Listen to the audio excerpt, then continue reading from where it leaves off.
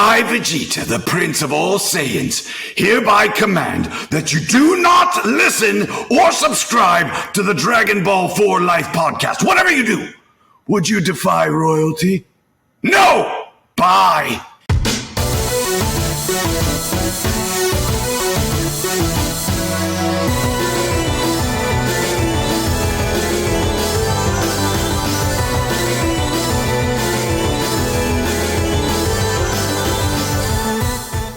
Anime, we have your attention, please, and welcome to another episode of Dragon Ball 4 Life, where you come for the content, but you stay for the culture. And it's been a while since we've got to say this. I mean, I know for y'all, the listeners, y'all get these Dragoncall interviews kind of regularly, but typically this is kind of give you a peek behind the green curtain.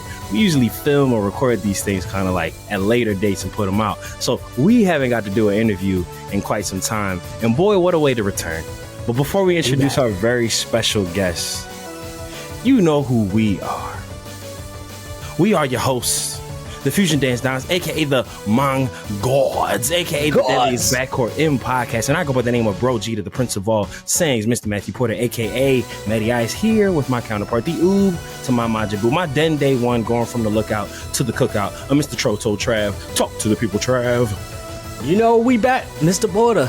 And it's the kid Troll Told Trav, and you know I stay chillin' and I love thy women like Krillin. And we have a very special Dragon Call. Because believe it or not, y'all have heard this guest every single episode and every single reel. All of them. If Mikey is our super producer, then this guest is our Z producer. Ooh. So, you know, I'll let that marinate. Cooking. He's an day one. Catch him screaming and singing his heart out and composing an instrumental guitar synths and bass. And once he's done, he might night cat and turn on a little bit of cowboy bebop.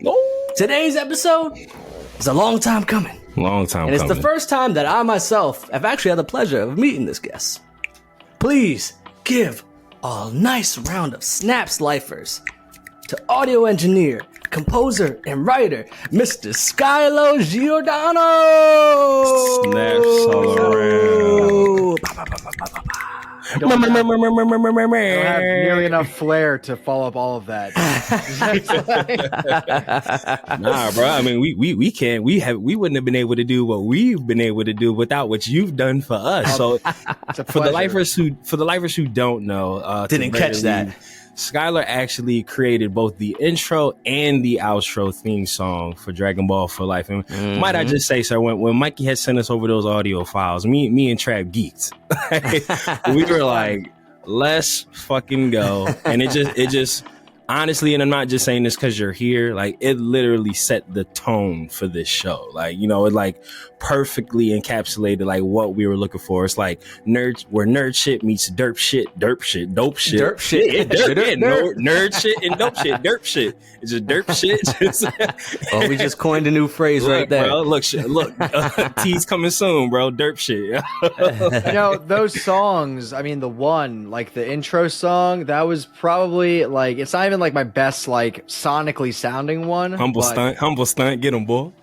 Well, it's because it was right. I was just getting into like actually producing music because I've always been a musician, but I never really got into like the production side of things till right around that time. And I had to read because I had to actually read the sheet music for those songs and figure out how to transpose it into MIDI so I can make those songs.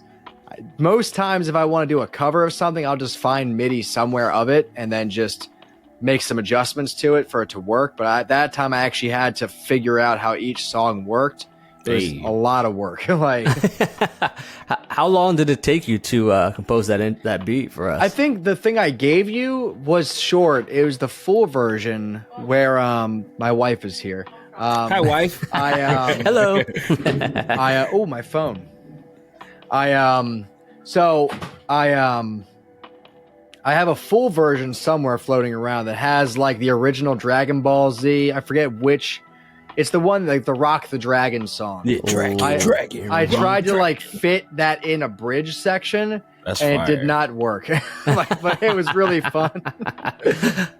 And yeah, I don't know. I would say that, you know, the original took maybe like a week to kind of figure out everything, and it was like it was a hard week. It wasn't like a leisurely stroll putting it together. I had to put like hours into figuring it out, because there's a lot going into that. There's a lot happening in that song, the super theme song. Like there's like this one like arpeggiated like chiming that goes up and down really fast. So I had to pick out each and every note and figure out where it goes, and it was not easy. Like, well, the product was great and fitting for what we're doing, and I'm glad you guys have used it for so long. I really appreciate it. It's a permanent staple of the show, bro. It's literally like our identity, because it literally sets the tone. Like, especially like, you know, the intro so upbeat, and then we come in guns blazing, and then bro, that outro, man, that was surprisingly easier to do. I mean, lo-fi music like that is like it's a lot of like making. Well, you know, if you're making lo-fi music, what you do is you take samples.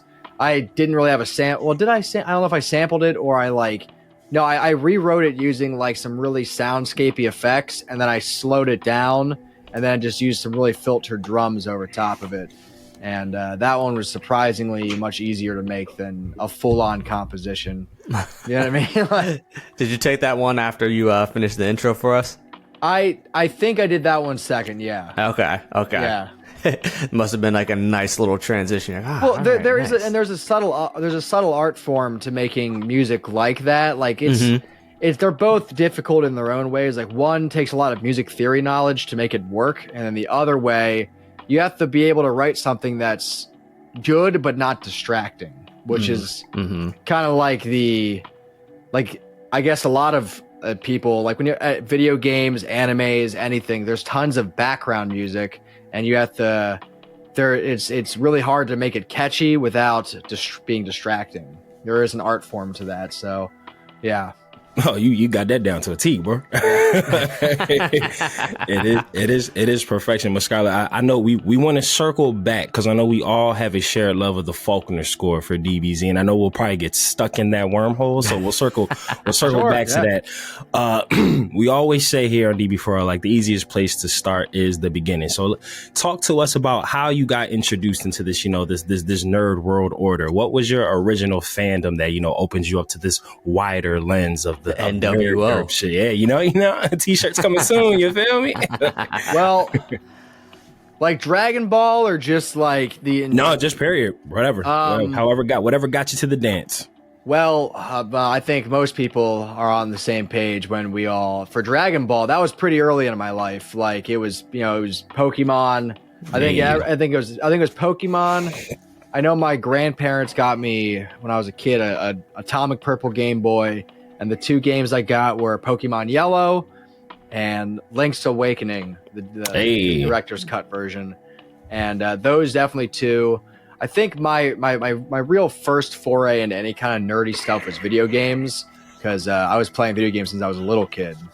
And from there, but we're talking about like anime and stuff, like it was Pokemon, you know, like that after school Pokemon, which just subtly transitioned into Yu-Gi-Oh!, which then became like Dragon Ball Z.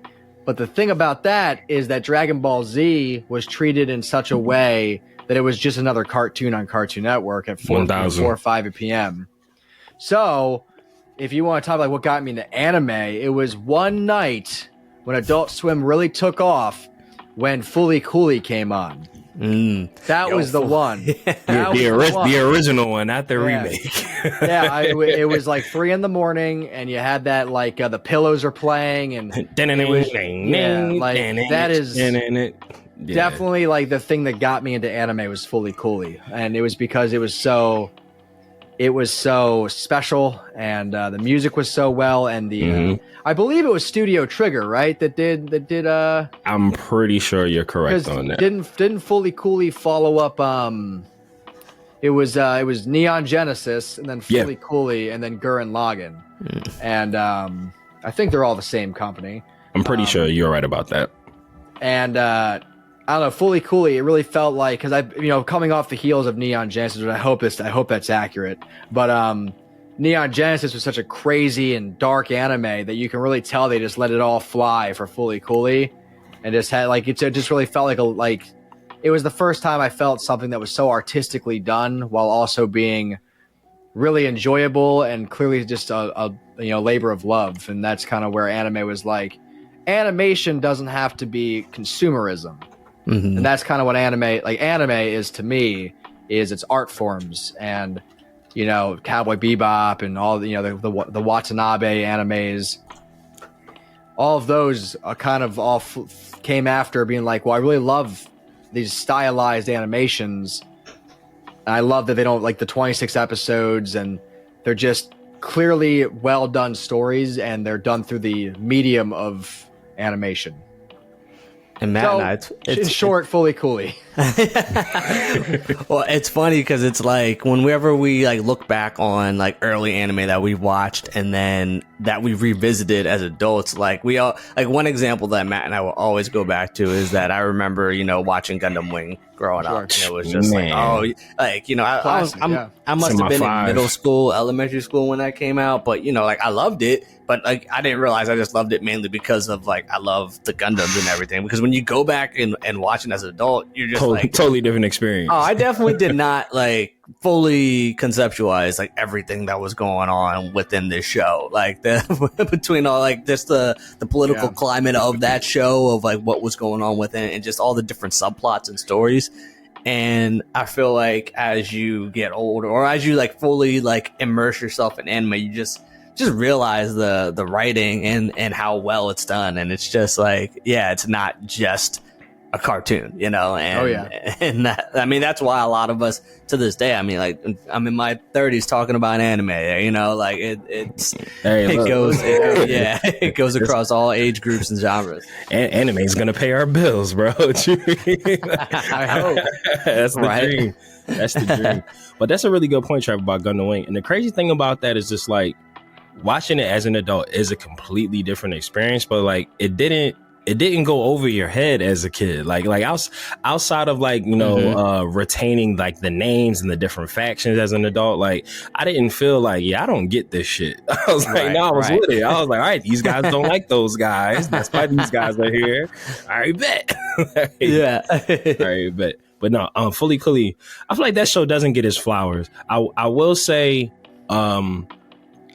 as a kid, like I didn't appreciate like limited run series, and I didn't get it. And I remember because like Adult Swim used to do this thing, like until they got new shows, they would just run the same ones and just switch the order to make it feel fresh. I remember Fully Cooley was only like 6-7 episodes, so I remember like when it would just like hit the 7 and start over, I'm like, I thought I was tripping. I was like, what the fuck?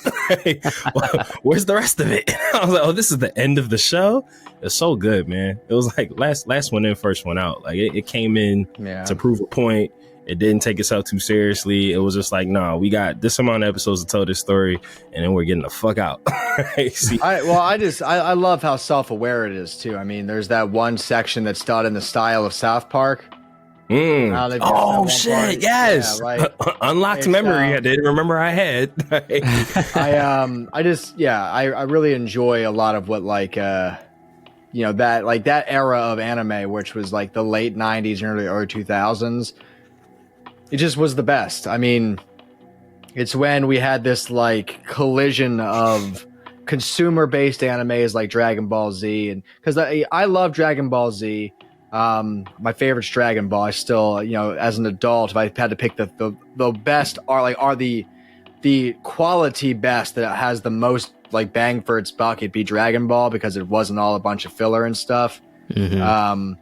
But Dragon Ball Z, there's something special about Dragon Ball Z too, but it was made to be peddled towards children, and I love it for that. I think it's a really enjoyable show because of just how much it doesn't take itself seriously. But at the same time, it's done with such a quality and aesthetic that's so... I believe Akira Toriyama has, his art style is one of the most iconic. I mean, look at all the other things he's done because of it. Dragon Quest and Chrono Trigger and all these like other things that he is drawn for.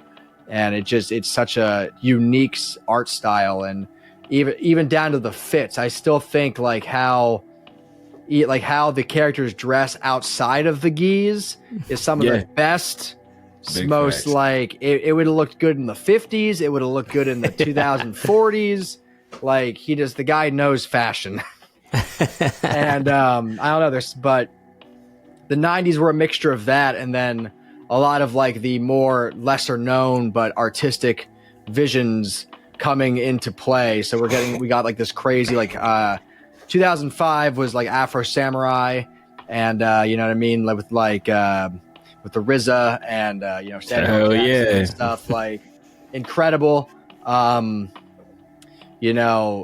felt that 2005 was kind of the end of that like 97 to 05 tsunami kind of, bringing it into the mainstream. Mm-hmm. And then from there it kind of became back to the old days where it was like, here are some really popular shows and stuff like that. But there's something special about those 8 years. And that could just be nostalgia talking, but no, I'm with you.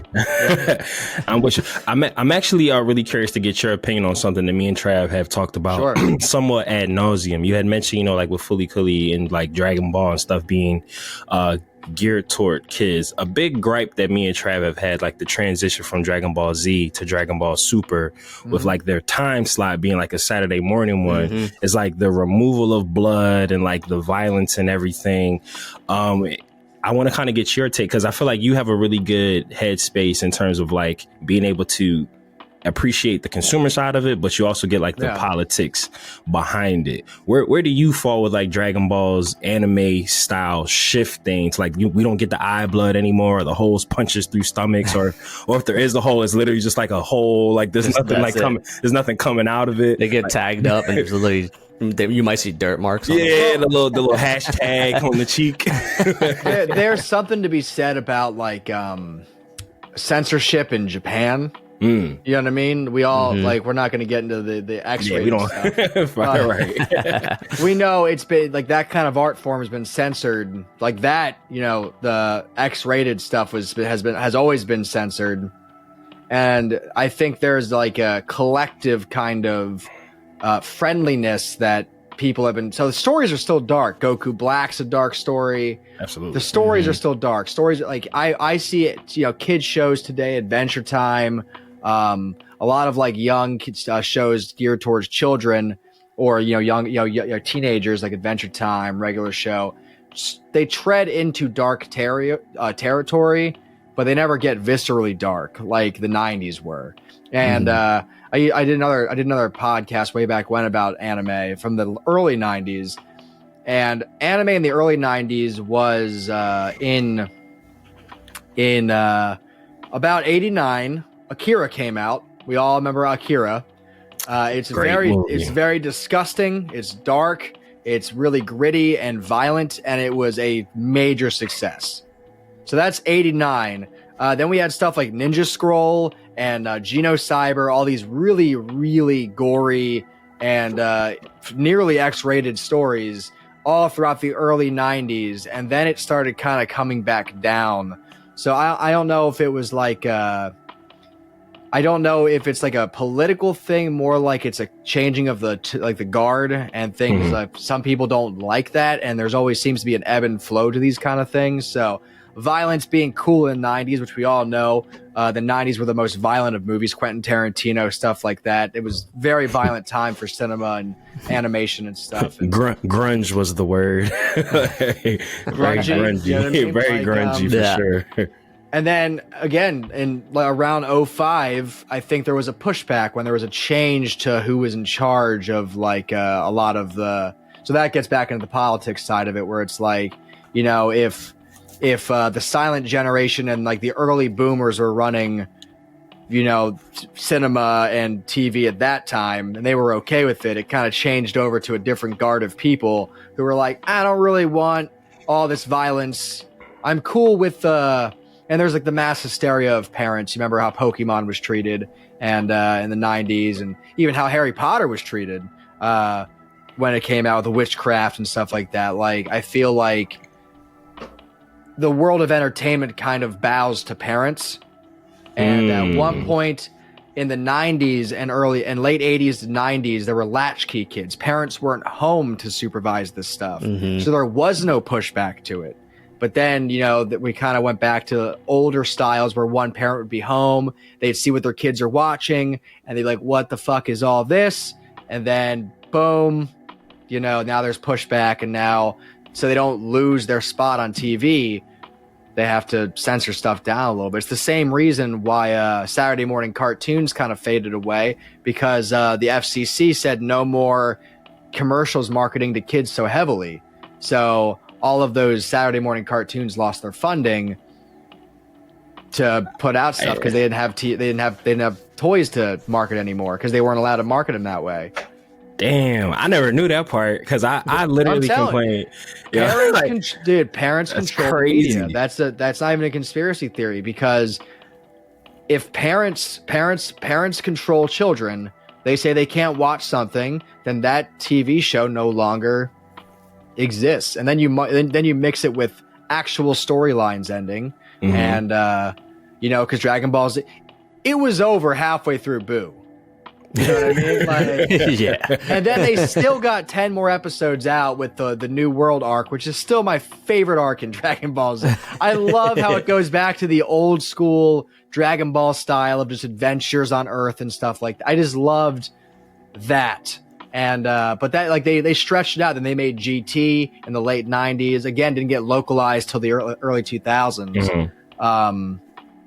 Yeah, I don't know. I think there's a lot of factors into why things change, and it can be as like conspiratorial as parents taking over, or it can be as simple as Akira Toriyama stopped liking drawing like that. You know what I mean? It could be. He's a Taro, take over, bro. What I mean? Like, I don't know. It's a really good analyzation, because I believe every anime and every cartoon, every movie, every TV series probably has a different story as to why it either succeeded, failed, changed. But it's probably some kind of mixture of those multiple things that kind of sway it one way or the other. And then this question I have for everybody here is that, from Matt and I have been reading and covering the manga, and then Toyotaro, he'll still, within the manga, obviously can get a little bit more gory and detailed, that he kind of back to the ZS style that we all grew up and love. And I'm curious to know, do y'all think that once, we know the super anime is eventually going to return, and one day. Yeah, right. We're gonna speak it into existence. Hell yeah. Manifest. Do we think it's gonna still return? Do you think in Japan it's gonna return back at that prime 9:30 Sunday morning slot? I think that's what it was, Sunday morning slot, or go towards the streaming route, where if it goes to a streaming, strictly on a streaming service, then they might feel more liberties to make it a little bit gory in terms of Dragon Ball terms, and gory just in how it was in Z and everything. So do y'all think it's gonna go that route, or are they just gonna just go to the cash cow and try to continue to, and the one thing that Matt and I would always talk about is just that I feel like they're trying to cater to the kids and bring in a new audience when we're still we're the ones that's funding the fandom right now. So what do you guys think about that? Dragon Ball, just that entire series, I feel like this is a very bold claim, but I feel like Dragon Ball is the Star Wars of anime. Not in terms of storytelling, but in terms of, it doesn't matter what they make for a new Star Wars movie, everyone's gonna watch it. Yep. That's it. It's there is no fault. There's no failure in Dragon Ball. That new show they're doing for it is ugh, I don't know if that's, but I'm still gonna watch it at least once. You know what I mean? Right. And I don't know. I feel like Dragon Ball is one of those shows that it doesn't matter. They can do whatever they want, and people are gonna consume it in some level, because again, it's such an iconic series. But then I said I'm a little bit weird in the anime universe, because I never felt that One Piece was that big, but that's me, when clearly it is. You know what I mean? Right. It's 1,000 episodes. There's no way it's still not going. popular. It just missed me. And that's because I think my age, I'm 31. I'm about to be 31 years old. I kind of crested into anime at Pokemon 97, 4 or 5 years old, and then I crested out into serious animes in 2005. Mm-hmm. So like when all these other shows were like taking off, Naruto and stuff like that, I was already out. I remember I was in high school when Naruto really started like hitting the scene, like really everyone's really into it. And I remember watching the very first episode and being like, what is... It felt like I was watching the first episode of Pokemon, where like we have this kid who's going to be the best. And I was like, that's I'm no longer the target audience. You know what I mean? Yeah. That's it. I'm out. But I felt like Dragon Ball, I'll always be a target audience for Dragon Ball. Always. And so I do think they'll go the route of like primetime TV, more movies, theatrical releases. Though I don't think a streaming service could ever handle it, and that's because Dragon Ball will never be a limited show. They'll never do. The site. they'll never do an 8-episode Dragon Ball shorts. It's because I'm not exactly up to date on how that stuff works, but I'm pretty sure someone's approached and says we're going to give you this much money for this many episodes. Yep. And that's what you're going to do. Also, fun tip on that. Or fun little fact. I found out that the reason 26 episode animes typically are the perfect number is because 26 episodes is how long a single season is in Japan. So a production company will be approached and they'll say, we're giving you this much money for a single season, and that's it. And that's why they have to make it perfect. They're like, don't fuck this up. Dragon Ball's not that though. Dragon Ball Z, Super, GT, they were like, we're gonna push this as long as it will allow. We will bend it until it breaks. Yeah, with Super, they started to catch up with the manga. Like the manga was, and so that's why we got those like terrible like copy Vegeta arcs, and it was just man, because to your point, like I think the guy I'd heard on one of the YouTubers follow. I think typically the contracts work for like 2 years of that time slot, and I think what we have now with the Dragon Ball manga, I think would only cover for the Super manga, the new material, I think would only cover for a year. But like they would never go in that season route where like they have 26 episodes, and it's like, oh, we'll be back in the fall. It's just like, oh, here we're gonna get this terrible arc that we're probably just. But the shitty thing about that is like I watched every single episode of that waiting for it to get better. And I hated every Sunday. I was like, why did I just waste 20 minutes of my life? Because we had been deprived of DB content for like a decade, so we was just like, fuck it. I'm always gonna watch. I'll never forget. I watched Super after it was done. So smart. I had Hulu and or done with quotation marks. Right. I got to episode, I think 101 when the tournament starts. There's about 70 episodes left, and my friend loves Dragon Ball, and I was like, dude, this is the last arc, isn't it? There's like 70 more episodes. They're just gonna do the tournament the tournament's only like 10 minutes long in the universe, and he's like, you already know the answer. Why are you even asking? And I was like, you're fucking. It took Namek 10 years to blow up, bro. 70 episodes of like just a tournament and. A 40-minute tournament, yeah. I gotta be honest, like people, there's love and hate towards it, but I could not believe they stretched it in a way that was as engaging as they did for 70 episodes.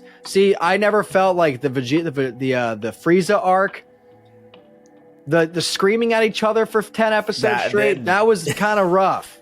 Yeah, that was a lot of disposition and talking. It never felt like that during the tournament. I was engaged for all 70 episodes, and I was blown away. At the end, I was like, I cannot believe I was that engaged for that long.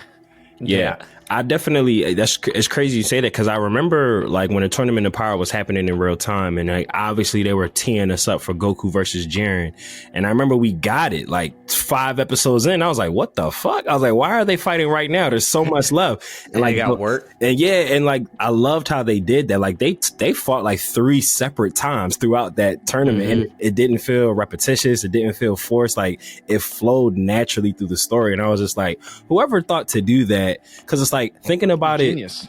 thinking about it the other way, like if you had waited to have like Goku and Jiren just be like the final fight, you kind of would have just been going through the motions of the whole tournament. You're like, all right, I'm tired. I don't want to see Krillin and 18 fight blind foxes. like give me something else. But like them giving it to us so early, now it's just like, oh, all right, we see how it was. I can't wait for round 2. So it's like it was brilliant, like how they stressed that out. And I found that there was a lot of like underhanded fan service that went really unnoticed in Super, where it was like, first and foremost, Gohan he pretty much taught Goku, his father, about Ultra Instinct, and then Goku kind of finished so it was like them to like, it would have never happened if Gohan didn't like do the whole I'm doing my own thing. And and then Goku took it. There was also bad things, but we'll talk about that. I think it was amazing that 17 being like the fan favorite MVP. that he is. Hell yeah. He is a fan favorite character. Yeah. Bringing him back for the tournament, bringing Frieza, making him a good guy for a little bit. Just these little tiny things. I loved having Frieza on that team. I thought it was like one of the best things ever. Like, and then Android 17 fucking winning the tournament was the best. Like, I was like, oh my god, I cannot believe this. Like, now on top of that, I cannot believe they did midichlorians for Saiyans. That was like, in their back at that. I was like, you gotta stop. That was tingle. In 70 episodes up until that part came up. I was like, I cannot believe they just did that. Like going back to Dragon Ball Z is Star Wars. It's a show that was once mysterious and mystical to the point where they had to start filling in the gaps of the scientific suspension of disbelief, and they had to make Saiyans make sense. I'm like, it doesn't have to make sense, man. I mean, like, it's space monkey men with their hair turning gold. It doesn't have to make sense, man. Like, and it's so funny because it's like the whole. We went through a century of just learning about these warriors that have just worked their whole life to get this legendary form, and then you get this like hybrid new generation Saiyans are like, hey, just feel that little tingly joint in that back. Little itch in your back. Okay, yeah. Scratch that itch, bro. And then That's just push a little bit harder once you feel it right there. Just just go a little bit. Yeah, like they could have easily just let. Yeah, they could have easily just let that be like a Universe 6 thing. Like, it didn't have to be 7. Like 7, we could have just left it ambiguous. Like, we don't need to know.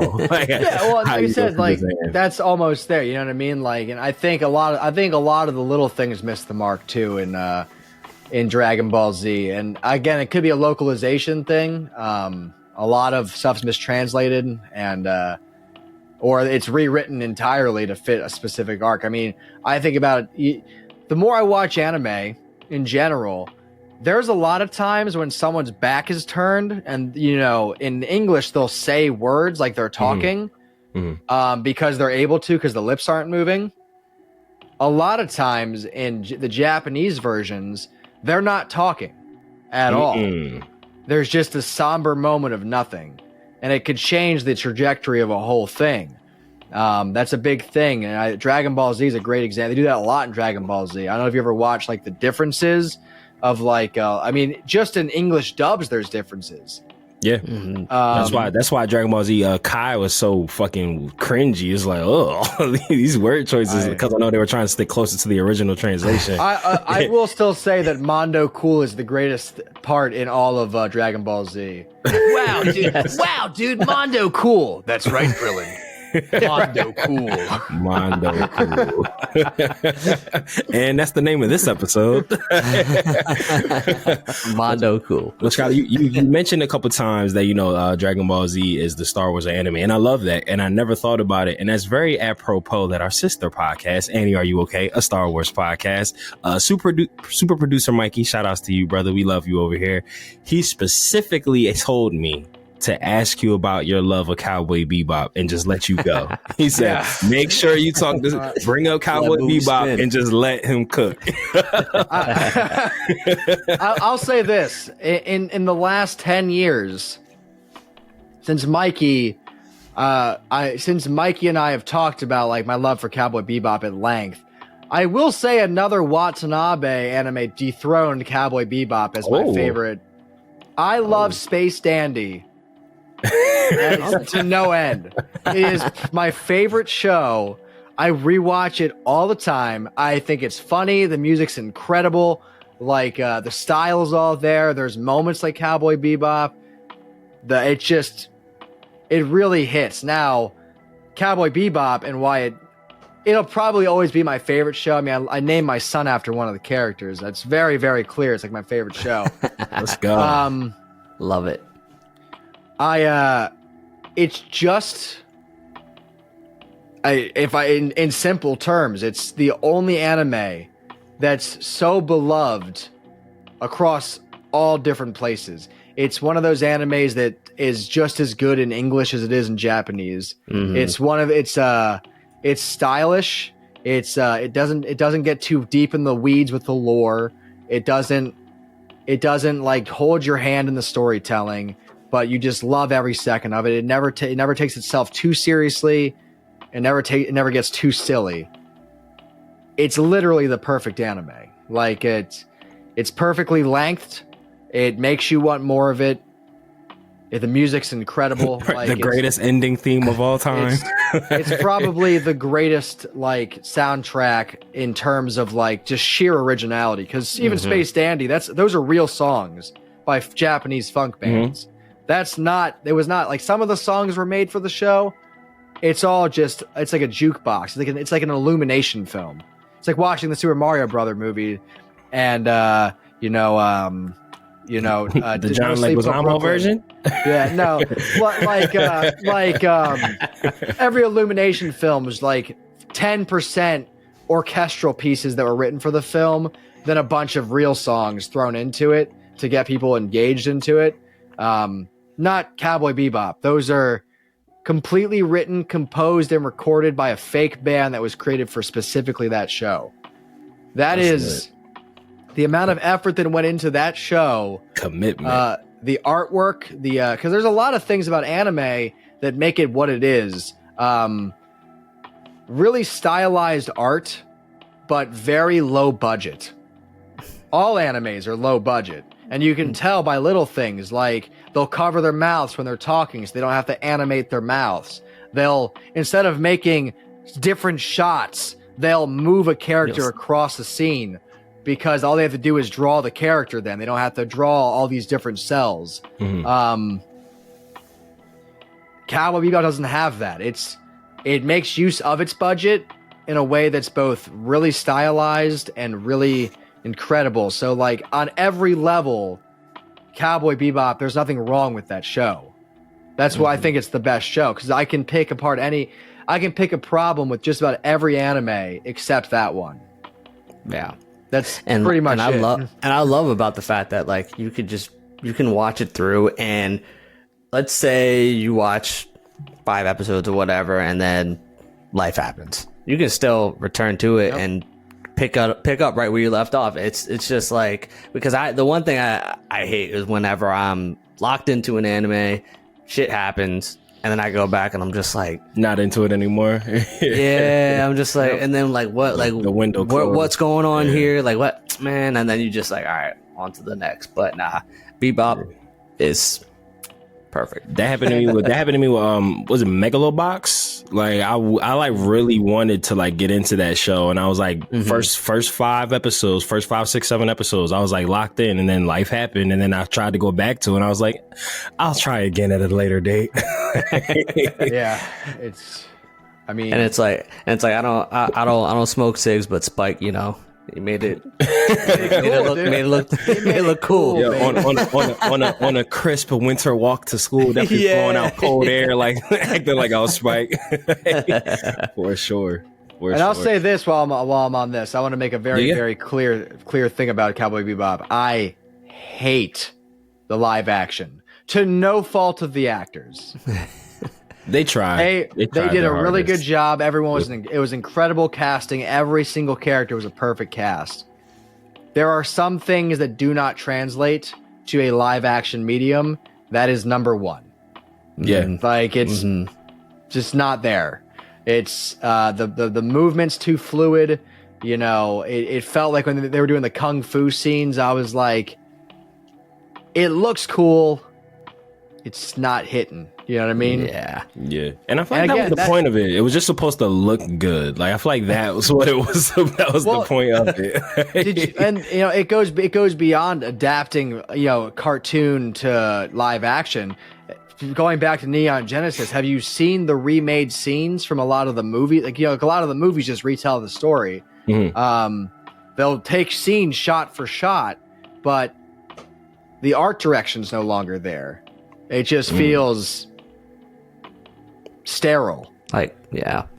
And yeah, that's a good word. Sterile. That's a really good word. It's sterilized. It's so well done. A great example of a terrible. It's just a continuation. Berserk '97.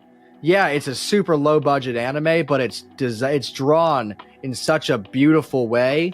And like how they, again, making use of the budget, they really work on making everyone like, it makes you feel like you're really there. Like it gives you like perfect scene description. And then you watch the 2016 sequel to it, and it's mostly CGI. It's mostly, like these camera shots that are way too much, and it's hard to follow. And it just like, it loses that art direction. And it's to no fault to the creators. You know, that's a really hard thing to do, is to not have the original artist on something, because it's what we think of. It's like we're going to see it. We're going to see it in Star Wars in a couple years when they recast Ray Stevens. That's like, you're taking like what we just, our brains grabbed onto this character, and now you're going to change his whole face. You know what I mean? Like that's, it's the same thing in animation. For example, I've been obsessed with the Metroid Prime remake right now, and that art direction is perfectly crafted, and in the remaster they nailed it. If you never played Metroid Prime on GameCube and then on the Switch, it's a perfect like recapture of everything, with it being super clean looking and everything. I suggest it heavily. That's dope. Yeah, Metroid Prime is a class. I feel like that game doesn't get its flowers. Super Smash Bros. Obviously, Super Smash Bros. Obviously helped Samus get her flowers, but like that is like a standalone series. Yeah, it doesn't get the props that it deserves. I mean, for sure. Well, the thing about Metroid Prime is it shares one of the greatest parts of that. And I don't want to get too far off from the weeds here, because, but this is what we do, bro. I think it'll tie back in. Metroid Prime, Super Metroid, and Super Metroid, and the first four Metroid games ever, 1, 2, Super, and Prime, all shared one very specific thing. You were alone, and there was almost no dialogue. Damn, that's facts. Fusion came out, Metroid Prime 2 came out, Metroid Other M, Corruption, all of these games with they added narrations and narratives, but the narrative's always been there. It's just been told through text and very, very sparing dialogue moments of like inner monologues and stuff. And Metroid Other M was universally hated because of the narrative, but I learned recently, I was like reading into like why, and going back to translations and stuff, and a lot of the narrations are butchered in English versus the Japanese version, which makes a lot more sense and is more well eloquently written, going back to animes and their localizations. I think localization can ruin an anime if it's not done properly. I've always like when we've interviewed voice actors and just getting to know the process behind when they're prepping for these different shows. It always strikes my mind too if there is ever like, let's say if there was ever like any voice actor that had been fluent in Japanese that like get a English script and are just kind of like, all right, well, here we go. We're making these. It's always interesting to me when like I would love to speak to a diehard Japanese Dragon Ball fan and just kind of get their experience of watching the original and then the English dub, because for us it's like, I love the Japanese dub, but at the same time it's not like it wasn't like I originally watched the English and then I watched the Japanese version. Like, oh wait, that was not how it was originally framed to be. And so that's always just something that runs through my mind whenever we're interviewing these voice actors, and also just watching the dub versus the sub.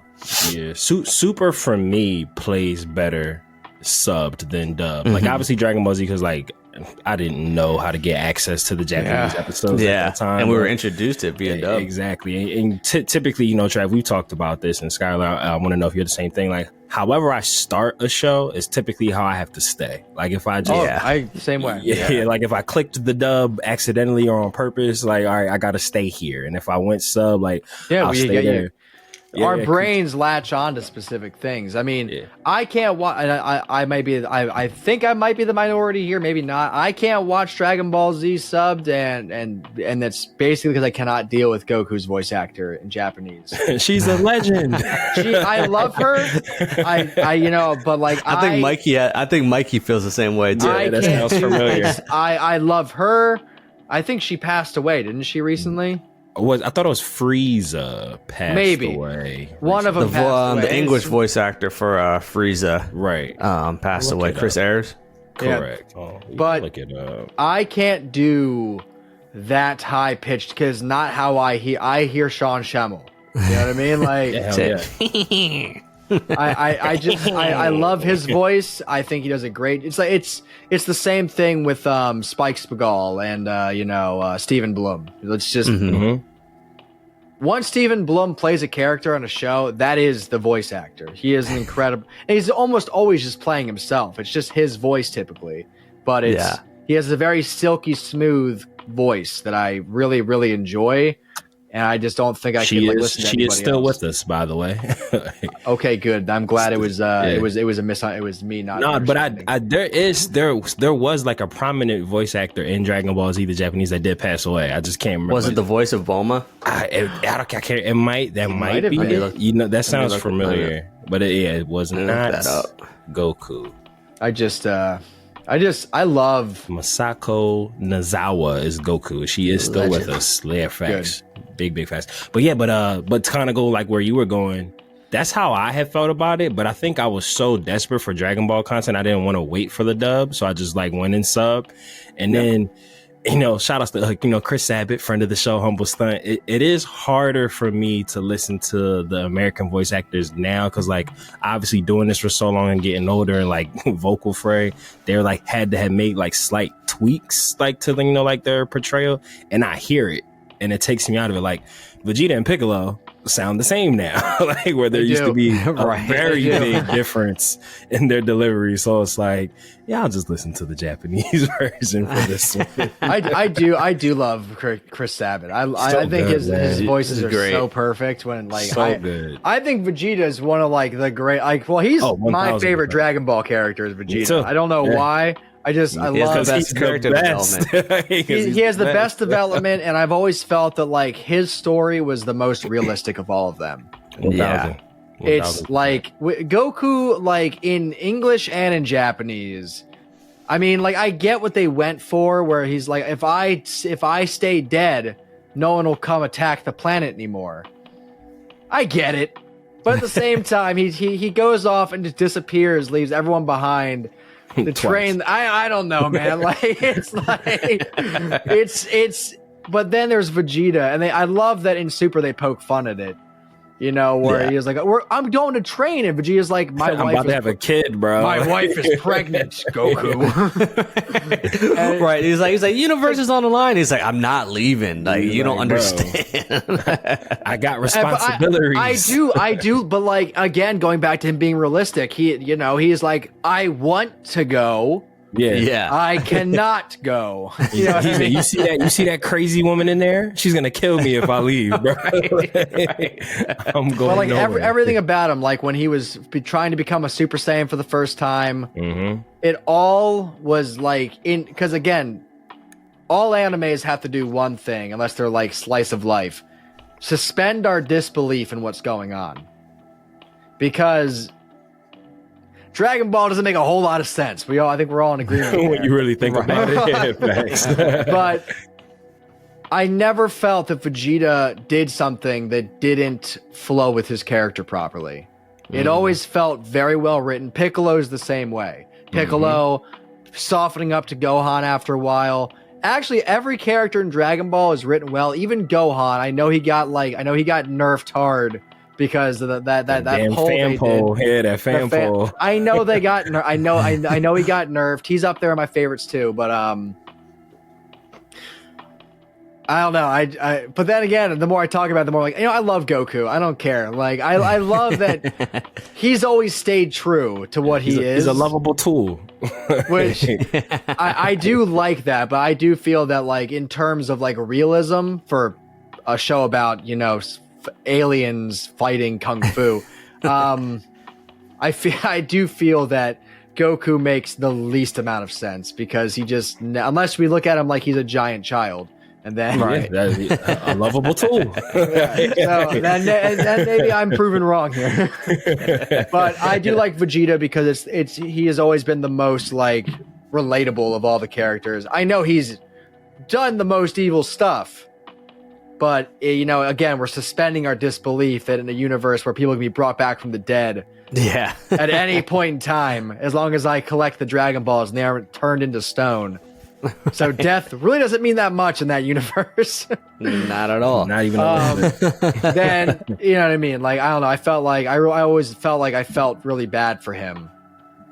And seeing good things happen to him has always made me feel good because I think he always respected it. Like when he sacrifices himself for, and he knocks Trunks out so he can't stop him.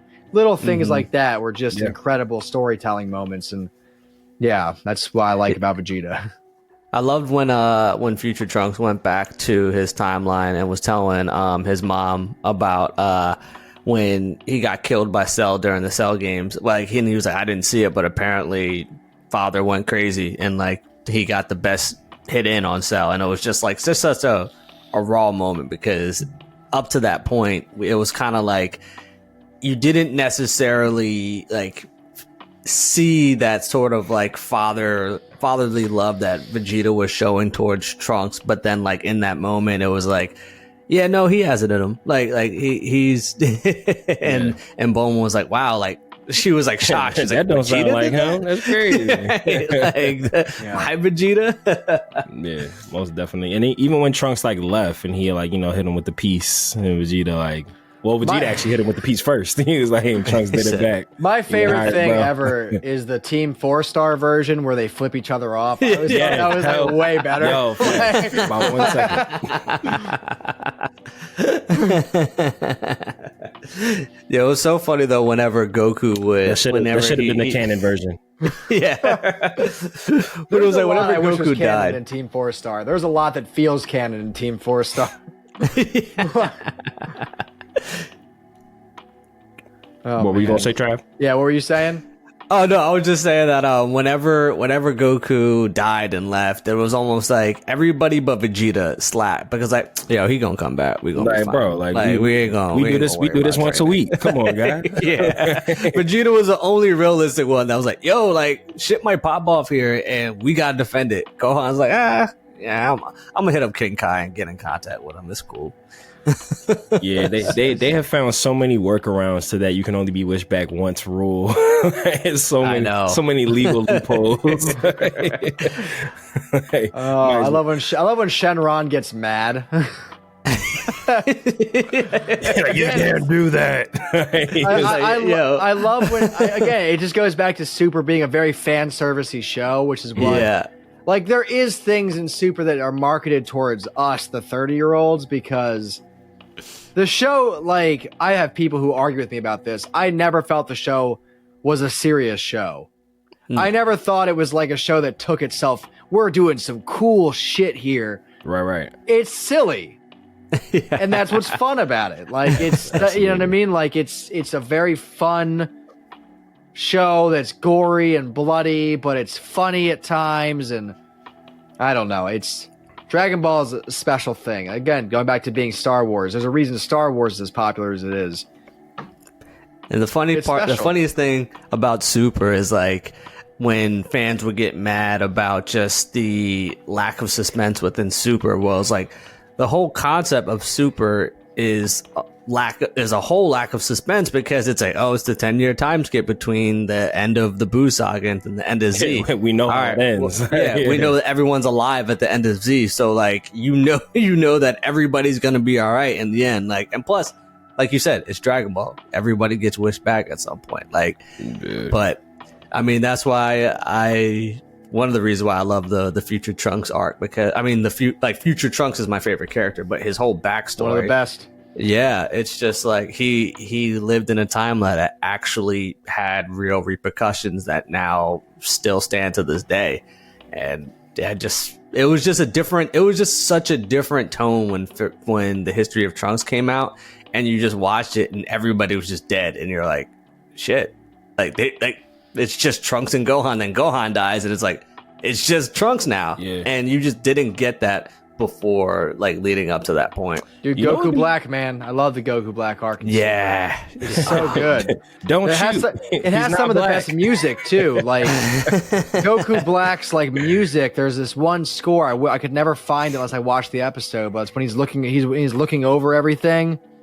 There's this really dark, kind of scary kind of soundtrack. I was like, was it when he was first revealed? When he like emerges from like the fires and you see it's Goku. Well, yes, something like that. It's a real like the music in Super is some of the best. The ending themes, like especially at the theme song in the Tournament of Power is the best. One of the best songs ever. Like the that Ultra whole Instinct theme is lit too. Like the real dramatic one. Yeah, for sure. You know what's funny? What I just thought about, Trav? You just made me think about like Future Trunks' timeline. Why has no villain ever tried to kill Dende to get rid of the Dragon Balls? Like that would jam them up big time. like, why hasn't anyone targeted Dende? Like that's essentially what happened. That's why Future Trunks' timeline got fucked up, because they only had Piccolo, and Piccolo got killed. Dragon Balls went away. Why hasn't anyone been like, yo, if they don't have them Dragon Balls, we might have something here? Like, that should be an arc. Like the keep Dende alive. Skyler, I do gotta ask, how did you feel about the ending of the Goku Black arc? I gotta be honest, I forgot. Matt knows I got major beef with it. It's jog my memory, because this is like one of the things I haven't fully retained. Yeah, so I was the same way as you, where like I loved the Goku Black arc, and then like the ending, Trunks still took an L in it. Like they defeated Zamasu, but since he was immortal, his just entity was just floating around, like just laughing and still controlling. And then they had to bring in Zeno, who wiped away his timeline. And then I was like, oh, this is the perfect opportunity to keep Future Trunks in the present timeline. It's not like he's the same age as his present counterpart. They don't even have the same color hair. Yeah. So it was a distinct difference between the two. But instead, Whis and Beerus are like, oh, we'll send you to a different timeline where now there's going to be a duplicate of you and your girl. Yeah, like I was just, this is a shitty ass outcome for Trunks. Like he saved his timeline, but the people that he saved are now wiped from existence. They did my guy dirty. And that blows me. Like, I understood Gohan getting done dirty because he was the Saiyan man. That failed, man. That I loved it. It failed. I did love that arc between Frieza and Cell. I do love that little tiny what's going on. Yeah. Fun. Goku and Piccolo get Driver's license. licenses. One of the best episodes. I love the film. See, that's the thing about Piccolo with Dragon the Ball. drip. The Majunior drip. I do love the filler episodes in Dragon Ball more than any other anime. They're so much fun to watch. But Yeah. yeah, they really I got why they did Gohan dirty. And even they gave him an outcome that was still relatively acceptable. He went the other way. He became a scholar. He had a happy family. He went where his mother wanted him to go. He's He actually achieved Goku's everything not. he was trying to do. Yeah, Like, he became what Goku wasn't, which was a story in itself. Yeah. Right. But not then they only just- not only that, he literally what we were told they wanted him to be at the start. Like Chi Chi said, I want him to be a teacher, be a husband, a father. Like this is literally what happened. Like literally Yeah. fulfilled his mother's wishes.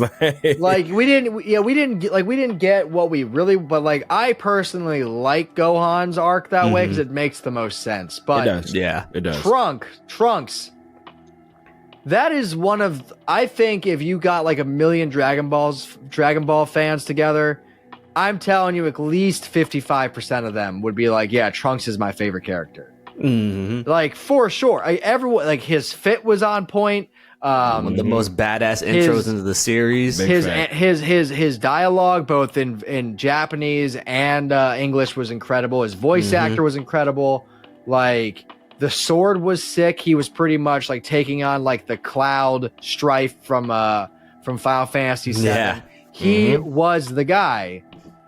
And then they just were like, we don't want to do it. The more we talk about it, the more I remember my feelings was, I was like, did they really just get rid of like the best character in the show? That is wild. Why would you do that? Like I've been saying to Matt, like they gotta get him out of that timeline. Like, have to. They gotta it's just two Trunks is two minds. Like, I'm like, come After on. Beerus made that whole big thing about fucking with time, like, and then you put two of the same people in the same universe. Yeah, no, it felt like they didn't want to do Trunks anymore. That was the thing. Yeah, like they liked kid Trunks, but they didn't want to do adult Trunks anymore. And I listen, as someone who tells a story, who actually one of my Trunks style characters leaves the show because the whole show always revolved around him. Oh, we getting there next, good buddy. I know, but I figured it was going to come eventually. But I do understand this: when Trunks is present, it almost always revolves around him. Mm-hmm. Yeah. And that, from a storyteller's perspective, is a problem. So I do get that. Like, it's hard to take such a main character, because he was a main character. Yeah. And right now, their focus is Goku and Vegeta. Mm-hmm. And it still is. In the manga, it still is. It's about them. And to have Trunks, it always felt like when Trunks is around, it has to do with something in his timeline. Always. Mm-hmm. And I don't know if the trajectory wasn't there. We go back to like the politics of telling a story, because they could have got him into the story. Like, how is he fitting in? He could have put down the sword. He could have done a bunch of stuff. He should have gave the sword to Little Trunks. Like, that literally would have been easy teed up. I could see him, wanting to be like a normal person, because like there is from a storytelling I've been fighting my whole life. perspective, Let me take a break. Yeah, hell if I had to consider some like idea, if I had to write Dragon Ball Super, what I would have done, it would have been like, well, he clearly has PTSD. Clearly. So we have to, but there we go again. We're trying to move away from Trunks, but now we have a sub arc of him coming to terms with, now he doesn't have to deal with the end of the world anymore all the time, and, freedom fighting and all this kind of crazy stuff. And now that's a subplot that's always going to be happening. And again, it's taking away from the rest of the show. I don't know. Do I agree with it? No, I wish they would have found a way to keep Trunks in, but I could see where they were coming from. Yeah. It's kind of like a reverse Gohan thing. Like, they don't want him to be the favorite character. Like, no, Goku and Vegeta, but yeah, if Trunks is around, like, people are naturally gonna like gravitate towards him. I have always felt that Akira Toriyama, of all people that make a show or make a manga, he's one of the more vindictive ones. If 1000%. he likes something, it's staying, Yep. which Yeah. I respect. And if he hates something, it's gone. And I bet there's a part of him that's like, you know what? I don't really like Trunks that much. Get him out of here. And that was it. You know what I mean? That's what it sure felt like. Me and Trav jokingly say all the time that we feel like Frieza must be like how he views himself, and that's why he always keeps bringing him back. Like he won't let the character die. Well, here's another thing: is like everyone loves Cell, but we get him in very short bursts. And the one time in Super we see him is he doesn't even talk, if I remember correctly. Yeah, no, you're right. I love Snake Way, and I wish we saw more of Hell. Oh, Snake Way. You know what I mean? That was a great batch of episodes. Goku's traveling Dude, on Snake Way. that I am telling you, I love my favorite. My favorite era of Dragon Ball is Episode 1 of Dragon Ball, up until they get to Namek. The Namek arc, while I respect it, and I will always watch it, it's not my favorite. It's all green. It is a lot. It gets very old very quick. It is a lot. The adventure's gone. They caught up to the manga, so they're putting in way too much filler. And but like the ship getting there, Goku's the space brother, pirates, the space pirates, dude. Well, and that's the other thing is like, you know what show I've been rewatching that I really, really enjoy, and you're gonna hate me for it. I love GT. Oh shit! Okay. Hot take. Now listen. Let's hear it. Let's hear it. I get. We're gonna be rewatching it soon. I get why people don't like it. It's very derivative. It's very dumb. But I do love it. I love the new 3 characters. I love Future Trunks. Kid Goku's fun because he was my favorite character. It was always Kid Goku. And I do like Pan. I think that trio really worked out. And I'm only a couple arcs in, but like I really enjoy. They go back to the adventure side of Dragon Ball. That's my favorite part is the adventures of Dragon Ball. Yeah. Also, back to I just thought about this. Never said it. Suspension of disbelief. Best story arc. The one that makes the most sense is Yamcha. My man Yamcha. Because if I had a superhuman strength, but all my friends were like 100 times better than me at that point, what would I do? I'd go play baseball. But here's my combatants for the Yamcha. How are you a mid baseball player? You should be hitting dingers every time you're at bat, bro. He should be the greatest baseball player of all time. In the park home runs every time, dog. My favorite little tiny thing that happens in again, fan service and Super is when they're playing baseball. The baseball and game, he gets hit so hard. They do the Vegeta kills Yamcha. Yeah, where he's like on the ground again. That was a good one. That was a good one. Yamcha he's like, finally, we in my wheelhouse now. I just popped in my head. I was like, I do love Yamcha. I love the side characters a lot. Like Yamcha's one of my favorites. I used to always play him in Budokai. You know what I mean? Yeah, no, he was fun. He was fun in the video games. Yeah. He's 1000% fun. Well, he's a killer in those games, and you suspend your disbelief that he's one of the weakest characters at this point in time.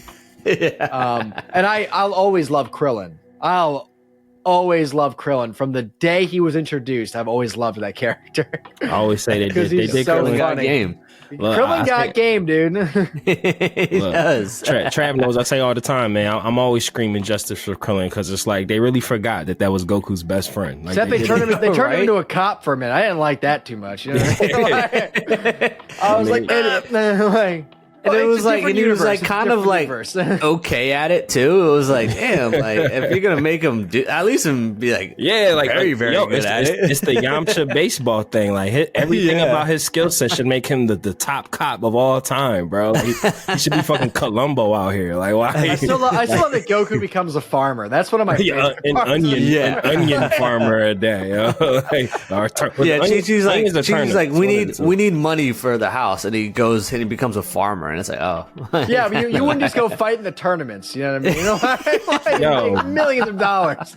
Yo, and then the biggest plot hole in all of Dragon Ball, Chi-Chi's a fucking princess. Like, how are you broke? is. Like, She is. not only is Chi-Chi a princess, We never Goku, see. We barely ever see her dad, which pisses me off. I love yeah, her like dad Ox too. King. Like, Yeah, yo, dude. Ox King, like, you're faint. You literally come from money. And then on the other side of it, Goku, your best friend in the whole world is the richest person on planet Earth. How are y'all broke? How about my boy Tien though? How about my boy Tien? I love Tien, Yeah. bro. I really wish you guys know the God. story about Launch, right? How Akira Toriyama forgot about Launch. Yeah, forgot she was a character. Yeah, Rafi talked about it with his trap. It's one of the for funniest Launch. things because I loved her. I'm gonna rewatch Dragon Ball. I think the more I talk about that, I'm It's so like, good. It's so good. Yo. Like- Dragon Ball's so good. Yeah, I do think I feel like in general Toriyama forget. I mean, like I don't like he's created a lot, so it's probably. Yeah. But I definitely feel like he forgets a lot.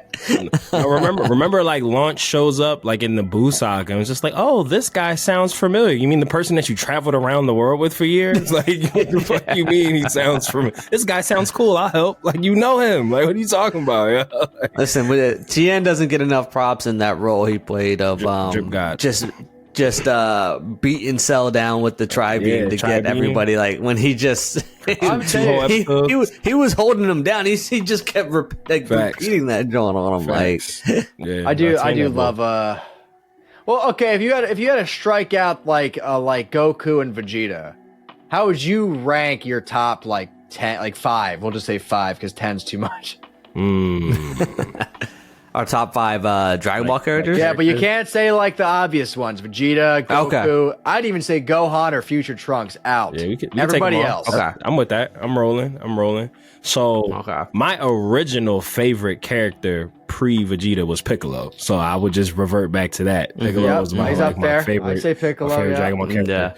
I don't know. I have it might be because of Dragon Ball, but I've always had a special place in my heart for Tien. Like, I don't know why. I love Tien. Like, Absolutely, I'm like, so I would go Piccolo, Tien, Master Roshi.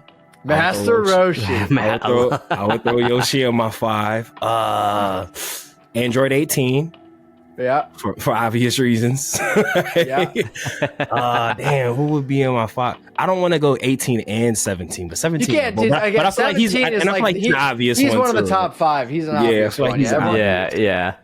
I mean, maybe Krillin. Maybe Dude, I Krillin put would be like my Krillin. fifth. I'd probably say Tien's number 1, Piccolo, Krillin. I still love Yamcha. I just Yeah, it's the love ball. Mhm. That's the And ball. then you know what, Master Roshi too, and I do love that Roshi, my guy, yeah. he's in the tournament, and I love when he's in the tournament. He gets stupid buff really Jackie quick. Chan. yeah. Hell yeah. Well, who I'll add to, because those are all my favorites, but who I'll add to the list, and not necessarily the Z version, but I actually love post tournament of Power Frieza. I just love how, like, now that he's revived and I just feel like he's like, yo, I'm just trying to run my business around the I'm universe. just trying to be I'm a fuck with Goku and Vegeta a planet little bit. I broker. don't really care about killing them no more. And, like, you know, I'm just happy to be alive and do my thing. Like, he's not necessarily good, but he's not necessarily bad. He's just running his business. But I did love, though, the fact that with Black Frieza coming, like, I'm really interested to Still see, waiting. like what that's gonna be. Like, I'm still under the guise of, like, there's gonna be some other threat that he's like, just like, Oh yeah, I'm prepared. I'm making sure I don't get killed again. Like, I got a new lease on life. I don't want to die again. But I'm gonna let you, Goku and Vegeta, know, hey,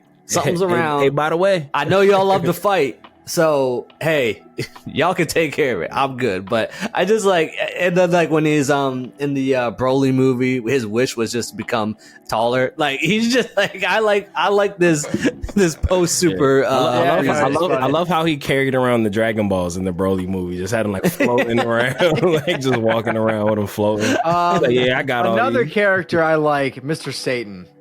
Yeah. I love Hell Mr. Satan, dude. Like, Hell yeah, Hercules that dance, yeah. Like, He's best, yeah. the only like regular human that's been able to swindle his way out of getting his like ass beat by people who could flick him and he just be knocked out. Like every time. my man, he's got the gift of gab. He made a tough one. Yeah, he is Dragon Ball. He's the bard of the Dragon Ball Z universe. That's what it is. 1,000%. 1,000%. All he needs is a sitar and he good to go, bro. Oh yeah. Crooning the universe. I would probably she might be my sixth man, but Bulma's been Bulma's there up for there. everything, bro. The episode one. Episode one, dude. She's been there for everything. She's another one that has just like she has some of the best fits. Drip got, and a lot like Hercule, like you were just saying, Trav. Like she's been in like situations where like, oh, you should have been died many times, bro. And I just love the fact that like she just like didn't care about any of Vegeta's drivel that she would say about like being the Prince of all Saiyans and all that shit. She's like, all right, whatever.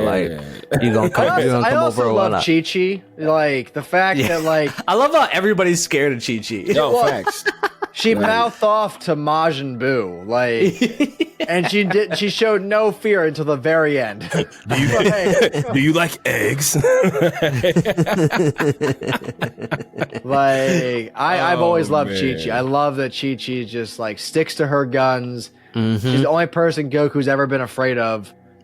Like, and again, since the very beginning, and that arc, the marriage arc at the very end of Dragon Ball is one of the best arcs because also Dragon Ball has like two really good sequences with Goku's grandpa. Like the first one at Baba's tournament. Yep. When he takes off the mask, which I don't know how he didn't realize it was his grandfather. Yo, it's like literally the whole all that's covered is his face. The outfit was the exact as Grandpa Gohan. But like that, like when he starts crying a little bit, I felt that in my heart. That's the only time in Dragon Ball that I felt it in my heart. Like the whole where he was really genuinely happy to see his grandfather. And at the very end, when they get married and go on their adventure, he's in that one too. Love that as well. I wish Grandpa Gohan come back at least once or twice. Mm-hmm. Yeah, that'd be dope. I love and watching Dragon Ball Z first and then going Dragon Ball backwards because the way that we got it. I love how they don't explain the halo over his head, like, and that's like such a major iconic imagery in like Dragon Ball Z. And like the afterlife and everything, but it's just like in Dragon Ball, he's just like, what's the fuck is that? Like they don't like go into detail about like the other life and how he came back, and we don't until like way into Dragon Ball Z, like so after Goku dies.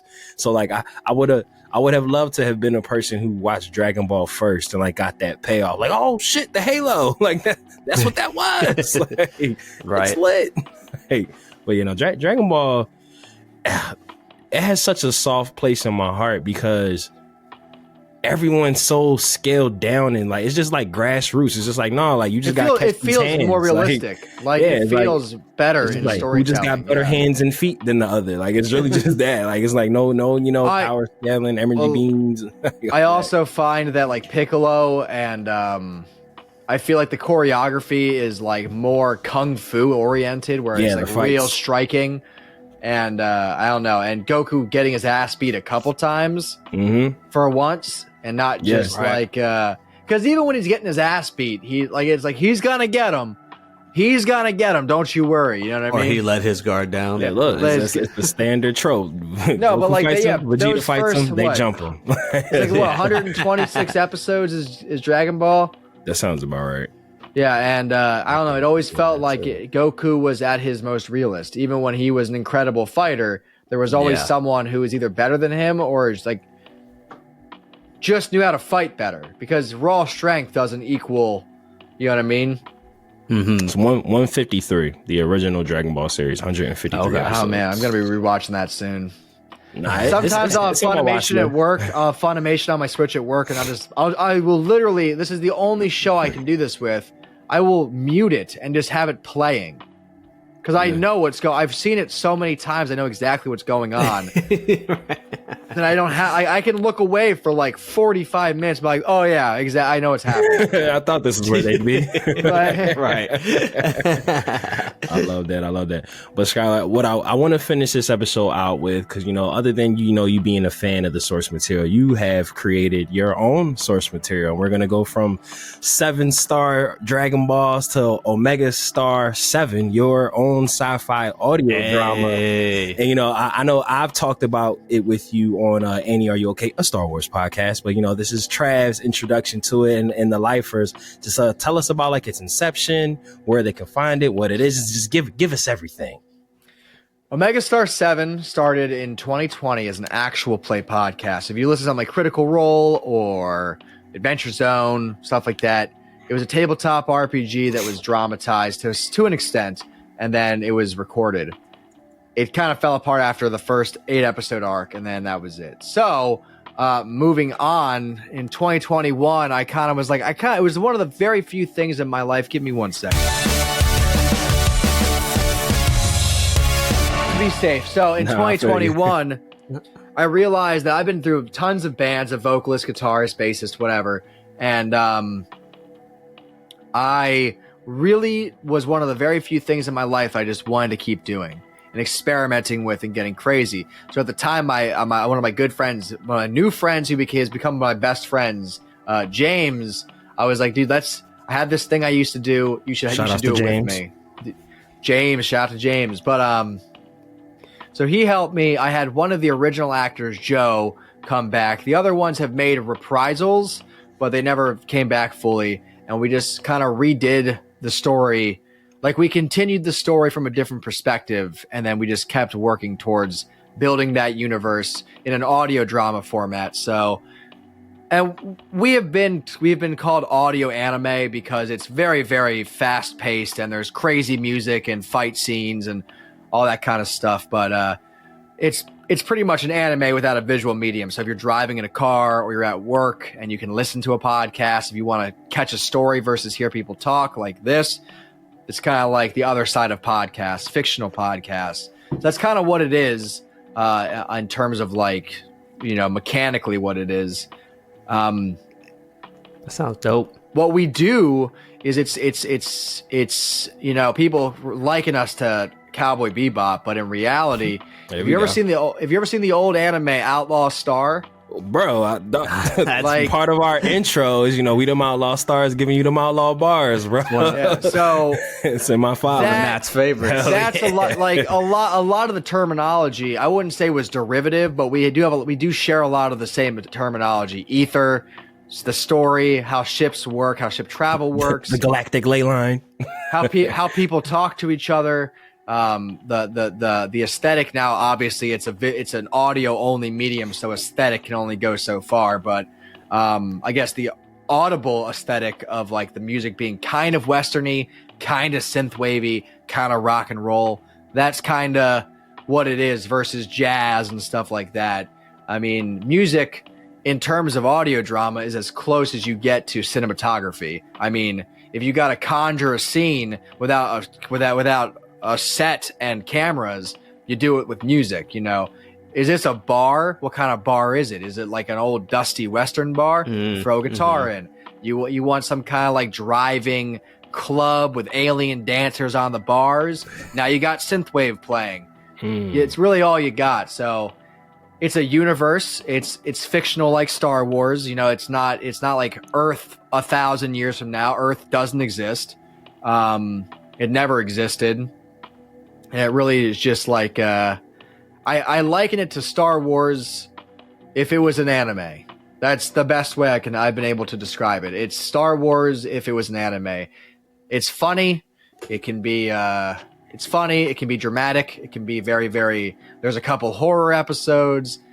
It's really, the reason that it's gone on for the past 3 years at 60 episodes now is because we're always trying new storylines, new characters, new ideas. Maybe this time we do a genre. Maybe we do anthologies from time to time. Maybe we say, okay, well, let's try to move away from this genre and try to introduce more of this. And it's just us always being like, how do we flip it on its? How do we take this thing we made 3 years ago and flip it on its head this time? And we just enjoy doing it. It's a lot of fun. I get to voice act. I'm not the best voice actor in the world, but I enjoy my time doing it. and I get to be composer, editor, a director, a writer. So yeah, so if you want to find it, you just look at anywhere. You look for a podcast and just type in Omega Star 7. I will say we used to have the first 8 episodes I mentioned gone, and just gone. I do feel, if we're talking about like making a podcast beyond anime and stuff like that, just making a podcast, the first impression, you can do as much as you want to get someone away from those first episodes. You can do the warnings. You can put it in the show notes. Hey, don't listen to this one first. I think it ruined our inception from being a new show because they were there and the audio quality was ear-shatteringly bad for being our first foray into this kind of stuff.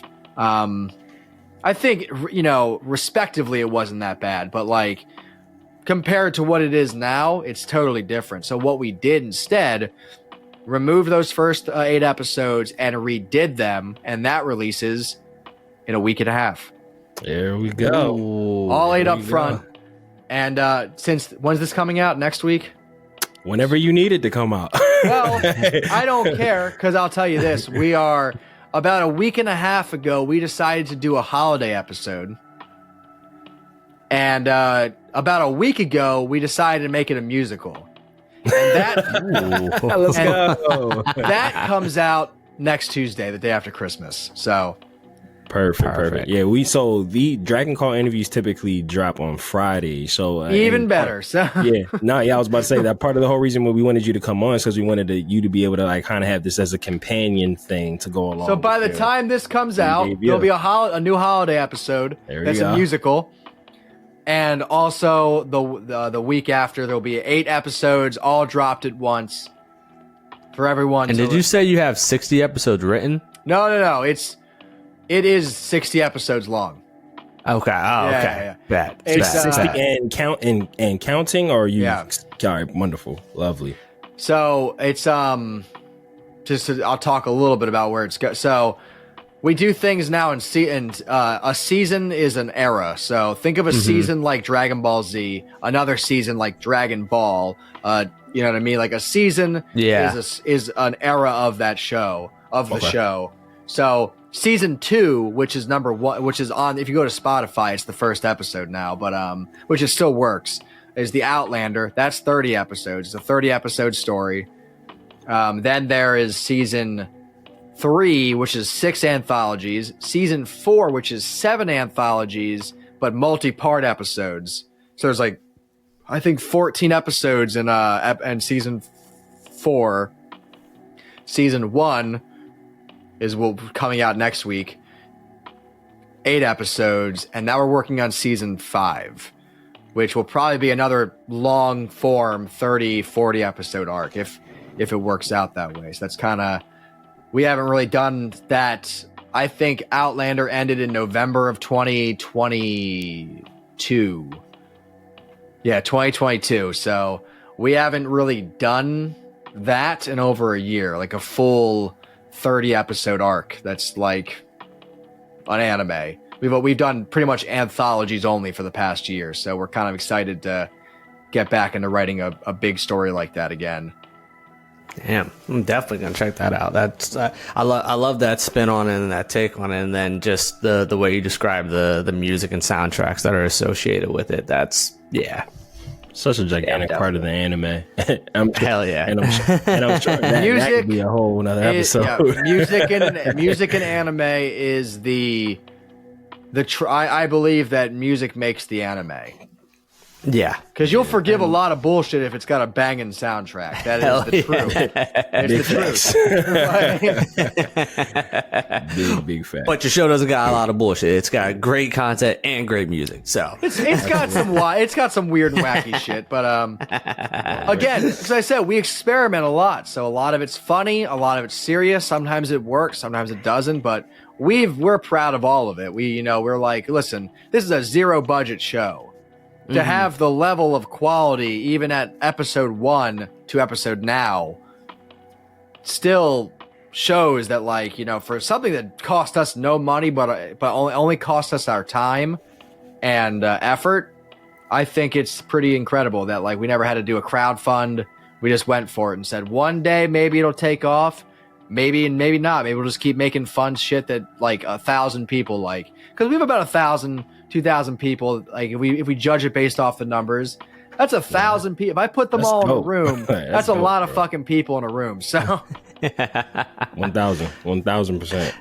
And just to stay on the funny side real quick, I want to close this episode out with I want to hear this from you, Sky. I was talking to Mikey, and he told me that you single-handedly started and ended his music career. Yeah, guys, said that for many, Texas. he has said that many times. So is this so you guys have heard? I haven't heard this. So sure. You want to know the story? All right. Yeah. All right. So I work in the industry now, right? I'm 31 years old now.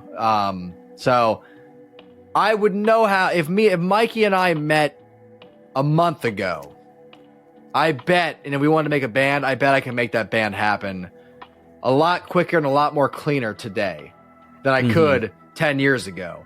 Because you got to remember, before when me and Mikey met, that was my first real band that I ever pulled together by myself. Before it was like garage bands or me joining other bands. There was one band before that I put together that was straight ass. Okay, but it was everyone's first band sucks, and you can't tell me otherwise. Like anyone can pretend that because even these famous musicians, like they had a first band, or their band had a first album that never got released. Right. So it's just all of that. But Mikey and I went to a friend's house who recorded my one band, and I love the guy to death. I don't think. We were doing something that was like, I had a lot of ideas, but I'm not the best metal musician. I'm much better nowadays, but I was a metal vocalist for a long time, and I was getting back into guitar, so I'm trying to write these songs, but I'm still kind of punk music. So I think it was a lot of really good ideas that didn't come together with the right people. Like the band was super eclectic. We had my hair metal buddy on bass. We had my the Sound of Animals fighting and like Dance Gavin Dance on drums, like that kind of guy. Real weird drum patterns. We had some metalcore kid who was like 4 or 5 years younger than all of us, and then there was me on guitar and vocals, then Mikey on vocals. It was a mess from the start. So I had some pull in the industry, and I got us on a really big, good first show, and it tanked. Now, oh man, for Mikey and his sake, if he's listening, which he's going to be, he got to edit this bad boy. I do clearly remember that a lot of people complimented his vocals, especially his more guttural, low vocals, after the show. And that's good. For me, who's someone who I just played a show last month. Like I still perform on stage with like punk bands and stuff like that, and like right now I'm in a post-hardcore kind of band. The stage versus the crowd are two different sounds, because when you're on stage, you hear the monitors feeding back, but outside of the stage, it's just a wall of noise. And really, the only thing that people are listening, because they never heard your music either. When you go see a band that you don't know, it's always going to sound like a local band, because you can't pick out what's going on. But when you go see a band like Ghost or some kind of huge band that you know all their lyrics and everything, you forgive all that crazy sound because you know what's going on in the songs. So I don't know if I would say I ended his music career, but I did show him what it's like to be a musician. And because I'll tell you this, he ended his music career. 10 years later, it's the exact same bullshit as it was back then. There's just people who are better at mixing and people who are better at playing guitar, but the same concept's still there. People you can't rely on, people, shows that have horrible sound issues. It's just part of life, and I am glad that I get to, I'm glad that Mikey's in this, because like, I'm glad I get to work in my actual career is working in music, which is really, really good that I was able to skeeve out something. You know what I mean? Yeah. Because if you're in a band, you got about a 1 in 1,000% chance So 1 in 1,000. Very niche. And that's and there's nothing wrong with that. I mean, you do it because you love it. And I know countless musicians, Mikey included, who the actual making of music will ruin music for you. So I do hope one day he makes music though, because he's actually a really talented dude, and I think he can do a lot of cool shit. Now that the cat's out of the bag. Yeah, Mikey, sing us a song, get you back. He's shown me some good ideas. I was like, dude, we could make this happen, man. Like, we gotta put that battery in his backpack. Well, we on it. you don't have to play live either. You could just put out fun music, like people. Yeah. Especially if you have a life. If you're like, I play in a band, but I don't really write too much of the music. I just play, and like the one guy writes it, I learn it, and I say, okay, practice time. You know what I mean? And then we rehearse, and then we play a show, and then it's off my brain until the next show. You know what I mean? So yeah, we gonna get him back. You gonna bring him out of retirement. I'm gonna bring him back. I think. Oh, there we go. It's a collaborative effort. Let's get it. Sir. Yes, we'll all start a band, and then we'll. Let's go. I'm here for it, bro. Yeah, let's do it, dude. I'm in. We cooking. Well, Skyler, I love talking to you, bro. This has been our second conversation. Awesome. And it's great to finally meet you. It's good to meet you, Trav. I'm very happy. And we always say, once you come on DB4L once, you are a forever repeat guest. And I would definitely love to for the three of us to have, like a soundtrack and score and anime conversation for sure. Because we didn't get to dive deep into the Faulkner score, because I know we would have been stuck there probably the whole episode. So. Yeah, and we'll bring you on for one of our GT rewatches. 1,000%. Oh, I'm in for that, dude. 1,000%. One of these days, I am going to redo your intro, same song, but like just clean it up with a modern mix. I think it'd be really good. We'll take it. I just gotta sit down and do it.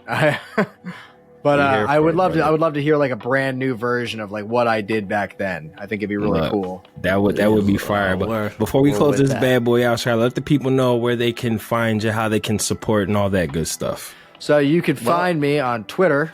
If you want to follow my personal account, Skyler Giordano, that's just my name.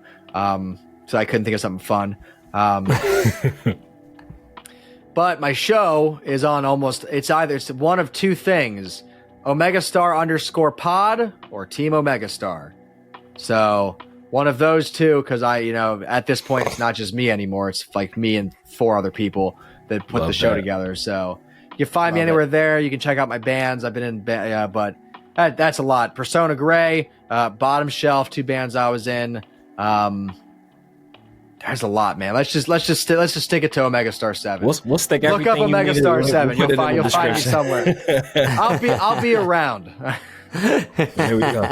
And my good brother Trav, I always love to give you the last words of wisdom if you have any for the people. Tonight was just, you know what? Everybody just have a safe and merry happy holidays. We're going to keep it simple, right? We're going to keep it simple, Happy Life Day. There we go. Yes. Well, shit, that's apropos. We call the people the lifers. And we call you guys the lifers because you quite literally put the L into DB4L.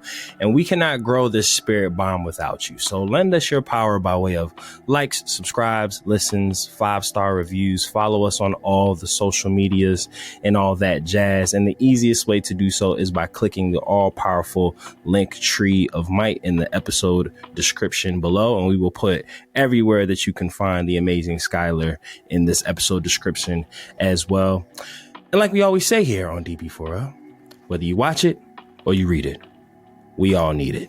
So open up your nerd eye and we will see you next time on Dragon Ball FO Life. Dodon Ray. Shout out to super producer Mikey and Paul. Get out, Mikey. And shout out to Yali. All caps. Inte. Later, nerds. Pow.